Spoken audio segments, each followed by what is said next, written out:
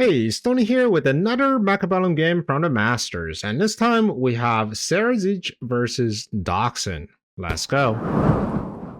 At the bottom here we have SaraTzch. He's playing as a Amplify Specialist up against Doxun, playing as a Training Specialist. Ooh, what are these? These are the shiny new Blaze skin for the crawlers, and Doxun has it applied to all his crawlers at all units, so they're looking mighty good. All right. Sara is known to be an extremely aggressive player. He likes to have his units all the way on the line. I've seen him like essentially just every single unit on the line, and they still win. He has a very fine control of tempo, knows exactly where to put pressure on, but just overall a great innovative aggro player. Doxun is going back and forth between aggro and standard. I don't really know what's his current preference. I want to say probably standard in this sense, but again, Doxun has been around forever. I've played many games versus Doxun, and just overall a very solid player.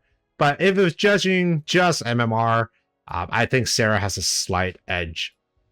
All right, we got sledgehammers, arclights, and crawlers into Mustang, Arclight, and of course and crawlers. And I love how Doxun is kind of putting his entire army onto this Blaze theme. This is actually really cool.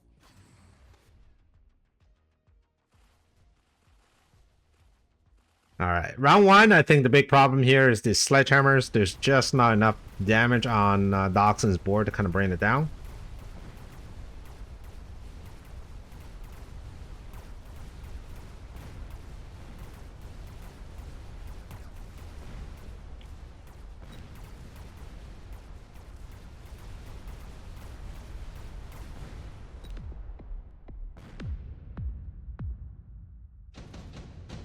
Okay, round two. We have mass-produced phoenixes. Could be really good for Doxun because he was lacking damage, and the phoenix will actually fix that for him.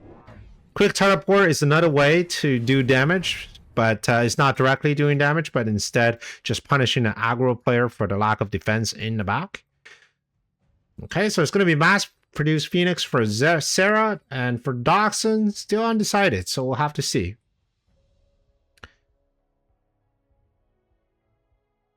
Okay, it looks like it is going to be a skip for Mr. Doxun here. No pickup whatsoever. All right, with 450, what are you going to spend your money on? Are you going to buy 2 squads of sledgehammers? No. It's just going to be a bit more chaff. Interesting, because right now Sara's board is very anti-chaff. It's got 2 sledgehammers, 3 arclights. So having more chaff may not be the best idea, but I think Doxun could potentially be setting up for a later round. With the Mustangs, there's always an easy way into 4 stands. So essentially you take range on the Mustangs first, try to get level on these guys, and then just prop down forts in the next turn. All right, for now, it is just going to be almost the same unit comp. Oh, he has a cheeky flank coming into the tower. The phoenixes themselves would not be able to stop that squad of crawlers. Very nice. Alright, this tower debuff is going to give him the necessary damage he requires to finish off. But, I mean, maybe. I mean, the unit doesn't have a lot of units left over, so we're going to have to see. And he's got like 6 Mustangs that has to shoot down 6 phoenixes. I just don't see it happening, but at the very least, he's able to do some damage control, which is great. Ooh, the phoenix is actually locking onto the crawlers, which means... Can we get one more? No, we're not going to be able to get one more.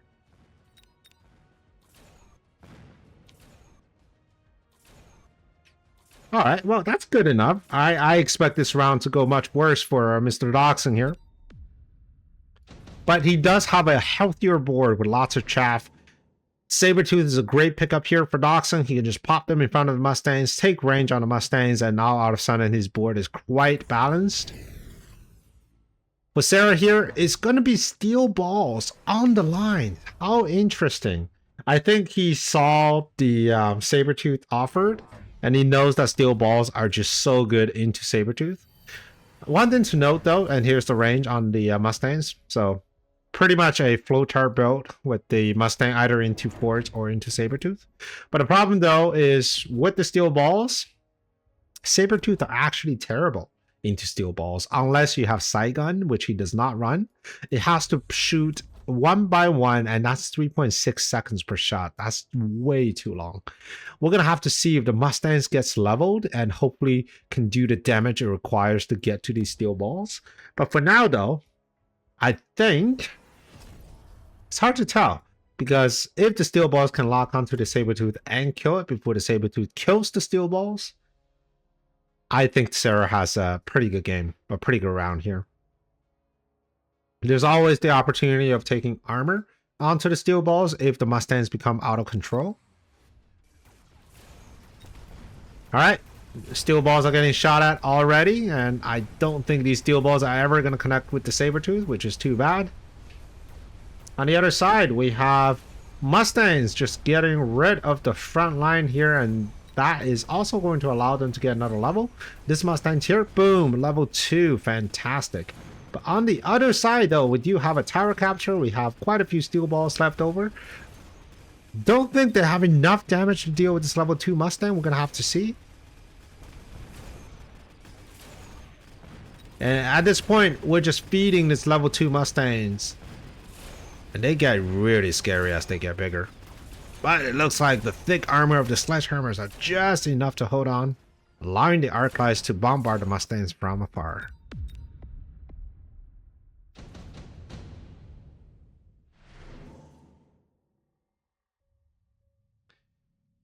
Okay, interesting tempo cards here. Wasp, Vulcan, both are great tempo cards. Photon could be used onto a Sabertooth if you worry about them engaging too early into the game. Alright, Wasp is going to go for Mr. Doxun here. There's no AA defense whatsoever. However, Sarah can easily just put Mustangs here or Fangs here to defend against anything in the back line. Oil also went down to stop the steel ball from advancing too quickly, and it's just going to be piling onto the Mustangs. Now Doxun can use these Mustangs against the Wasp, but if Sarah decided to use the Vulcan drop, these Mustangs would be pretty useless.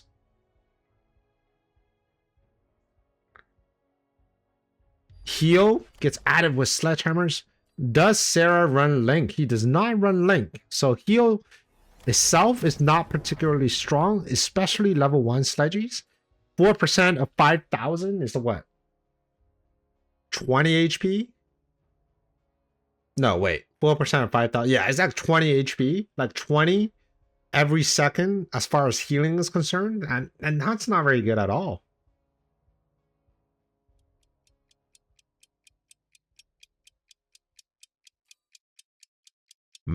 Actually, no. I'm just doing math in my head, and you should never do that when you're doing a cast. It's actually 200. I was like, what, 20? That seems really low.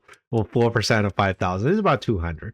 Which is still not fantastic because there's a lot of units can out DPS these sort of things. But once your sledges get to level 3, and then it becomes a bit of an issue. And if you have Link with the heal, then your sledges are pretty much invincible aside from steel balls and melting points.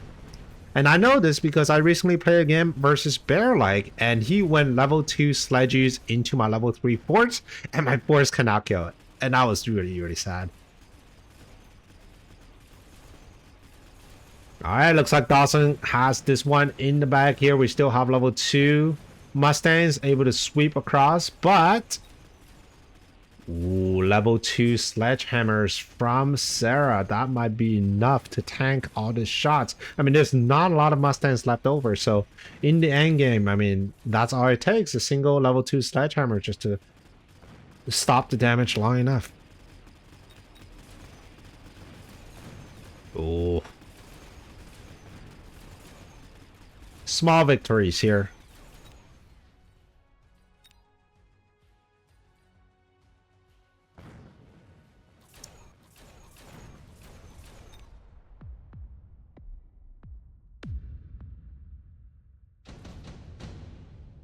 All right.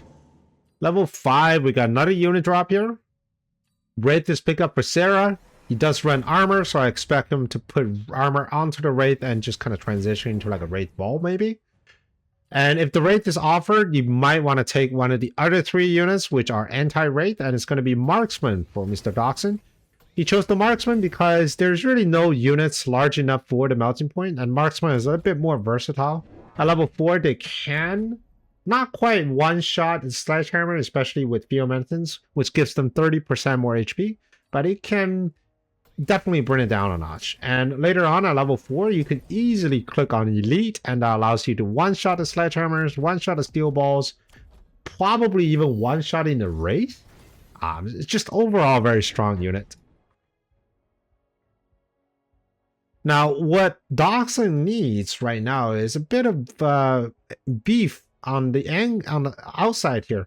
These Sledgehammer are going to do quite a lot of work if he's not being protected, and he has another one on the other side. So this is, I like to call it the cast flank, with just a sledgy and a chaff at front, and becomes very difficult to dislodge. And by the time your army finishes those flanks, your opponent's army would have already moved in very close to the tower. So it's a very tricky flank to deal with. Unlike the classic cast flank, these tanks aren't actually in the deep corner. If you do in the deep corner, you actually pull the armies away for a bit longer. Here, once the army finishes these guys, it will still be mostly in front of the tower, so it's not as powerful as your classic flank. I got all kinds of things going on. Oh man, I even missed the flanks on the side here. We got crawlers coming in. But now we have the marksmen. They're doing great work. It looks like the tower is about to fall, which is too bad because I really thought this like this guy right here, 28,000 damage already this round. Might be able to bring down this. No, not quite. And now all of a sudden Doxun is near a gut shot, within the gut shot range of Sarah, and Sarah is barely taking any damage. Okay. Advanced missile, which is really good because, well, most of Sarah's units are on the line, and Sarah, perhaps anticipating the missiles, is decided to add anti-missile devices. Good choice. I think with Doxun right now, it's just his chaff clear is a little bit weak. Okay, we got AA on the marksman, and just the same turn, this Wraith took the high explosive ammo. This is not something we see all the time, but when they are used in the correct context, which in this case, I believe it is the correct context, with so many Mustangs on the ground, they can be extremely powerful. These Wraiths essentially have the splash damage or the splash radius of a Scorpion, which is huge, and it shoots 4 projectiles per volley.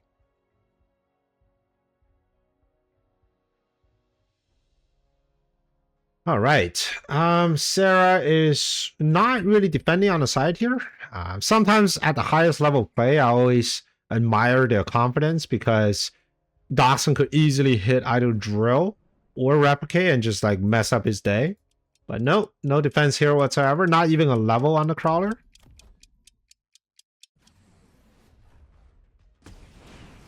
It's a bit of a reverse psychology because Doxun fully expects Sarah to defend. Therefore, he's not continuing to invest into these flank crawlers. But on Sarah's side, he's like, you know what? I ain't gonna do it. Alright, AA Marksman doing God's work, bringing down this double tag Wraith, which is a integral part of Sarah's army. And with the Wraiths down, these Mustangs get to roam free and do the damage they need to do.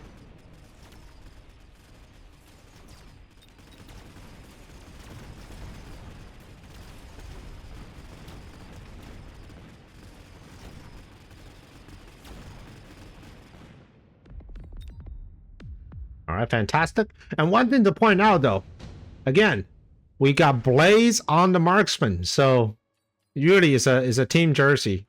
If Bear Like ever introduces Blaze for like every other unit, I think that's the style that Doxun is gonna go for. Very cool. All right, so we are going to round 7. This is getting a little crazy. Right now, Sarah is being pretty hard countered, especially with this Wraith, so he will need to have something to protect this Wraith. Either he's going to protect them with some Wasp at the front, because these marksmen do have AA, and right now, just looking at the positioning, these Wraith will be within 30 meters of the nearest ground units. Maybe not these crawlers, but definitely these tanks. So having some Wasp, at least to take that initial shot, could be very beneficial. At least allows the steel balls to move in a little bit closer. This is really the issue with the Wraith, because one, they just don't have enough range, right? The Sledgehammer by default has 110 range. The Wraith, actually this is not default, this is with temp range 15. But the Wraith is only 5 meters further than the Sledgehammer. So when you pair these two units together, marksman with AA will always target the Wraith. It's also hard to start putting down Wasp with so many Mustangs on the board, and it's also very tough to sell out of a double tech units just because it's being hard countered. So you have to be very meticulous with how you transition if you decide to get out of the Wraith. Right now, it's just going to be non-stop aggro. It's going to be missile to get rid of the initial two groups of chaff, and hopefully we can get tower. And with the tower down, hopefully we'll be able to do something with the units remaining on the board. But it looks like the advanced missile is just a little too strong here, bringing down these steel balls to just a hair of HP. However, we do have one locking onto the tower, and can he finish the job? And the answer is no, cannot finish the job. And on the other side, things are falling apart for Sarah, but he did eventually get the tower. And we do have level 3 sledgehammers now with heal, and they are going to heal. Marksman feeding. Whew. One shot in a tower from this Phoenix. Ooh, this could be a very bad round. I see. Is there enough HP to be lethal? We got 300, 200, 200, 200.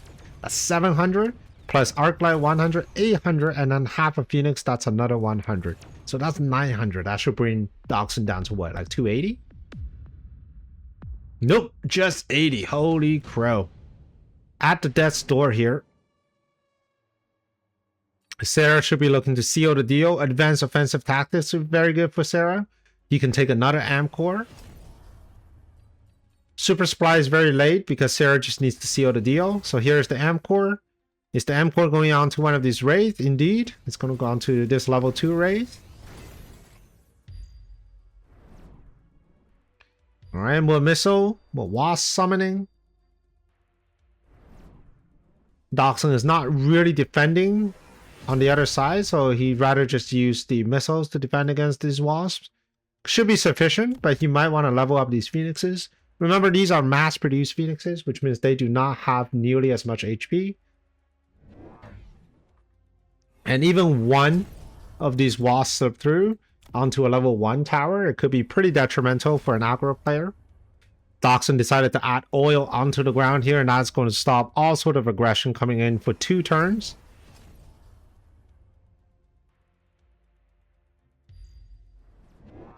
We have armor-piercing bullets, just to help with destroying these steel balls. I mean, honestly, with these Mustangs at level 5, they really don't need more damage. But hey, if you got enough of them, might as well, right?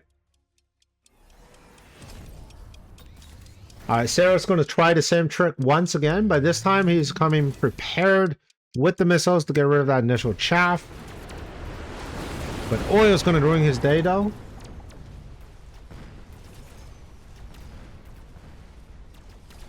Alright, the steel ball's coming in. Locking onto the tower now. Not able to bring it down. And a Doxun comeback might be on the plate here. Ooh, we're getting the AM device as well. We're also getting into this tower, so we got a tower debuff. And these two marksmen are going to work. Yep, getting rid of all the units in the air and on the ground.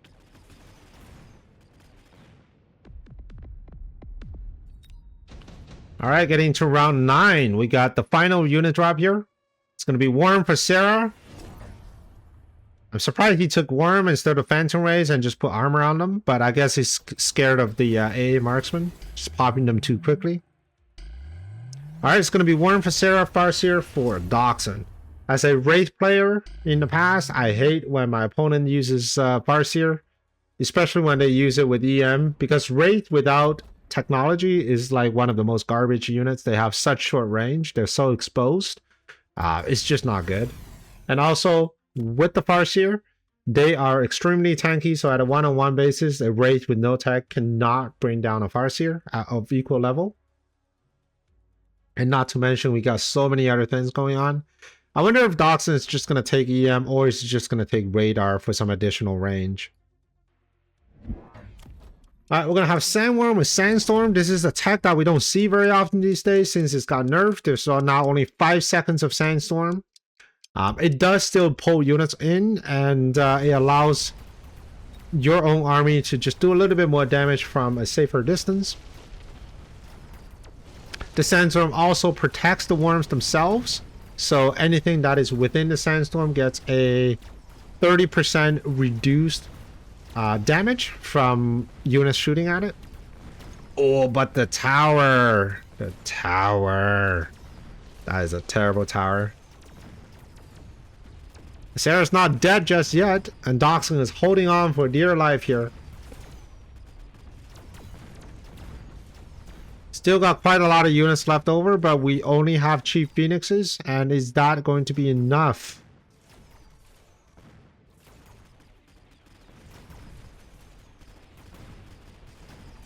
And the answer is no.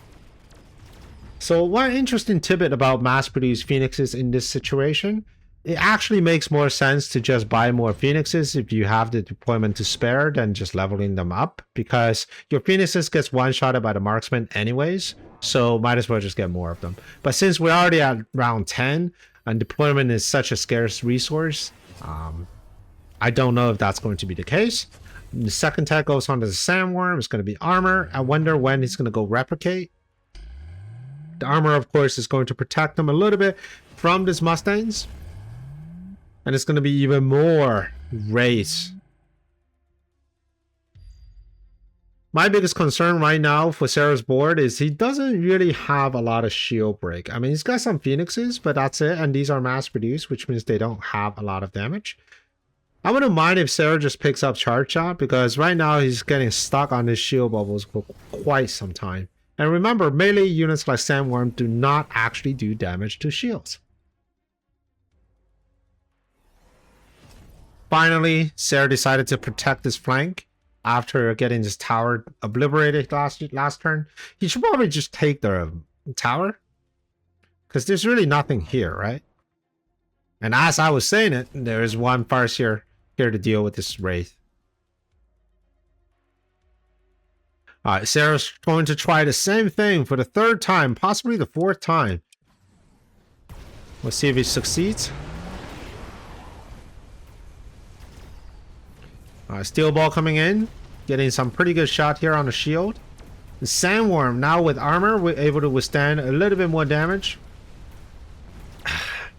And the tower still gets taken once again with the help of Farseer. This is just very painful. It is a huge round here for Mr. Doxun. A ton of units.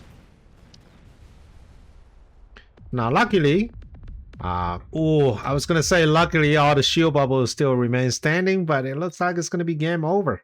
So a beautiful game played by Doxun, hanging on for dear life for about 4 turns straight and just refusing to give up. I think these AA marksmen really put in the work here, and Sarah, on the other hand, simply was not able to overwhelm the dog with his chaff and distract him. These AA marksmen. I'm surprised he didn't eventually just go with some wasp to do a little bit more distraction. I think he might just find the wasp to be too pricey, too rich, because there are also Mustangs on the field. Alright, I hope you enjoyed this video, and if you like my videos, please consider subscribing, and if you want to see another video, here's one for you, and I will see you on the next one. Prepare your tactics, Mechabellum's calling. Deploy your fortress, the battlefield's alive with swarms.